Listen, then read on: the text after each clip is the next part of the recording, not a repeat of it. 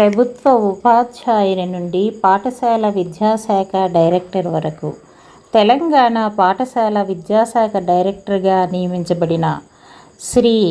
వెంకట నరసింహారెడ్డి గారు IAS 1989 DSC ద్వారా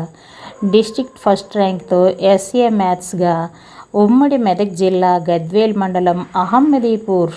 జగదేవ్పూర్ మండలం మునిగడలో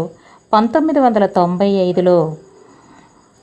తరువాత గ్రూప్ 1 2017లో ఐఏఎస్.